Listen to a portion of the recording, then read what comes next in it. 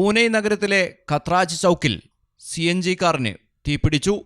ഇന്ന് പുലർച്ചെയാണ് അപകടമുണ്ടായത്.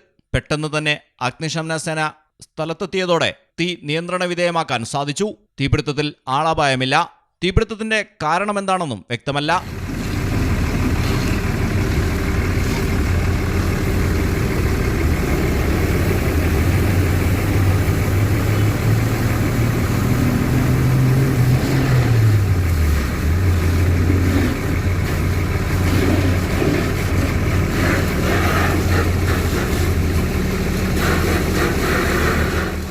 തീപിടിക്കാനുണ്ടായ കാരണം എന്താണെന്ന് അന്വേഷിച്ചു വരികയാണെന്നും ഉദ്യോഗസ്ഥർ അറിയിച്ചു.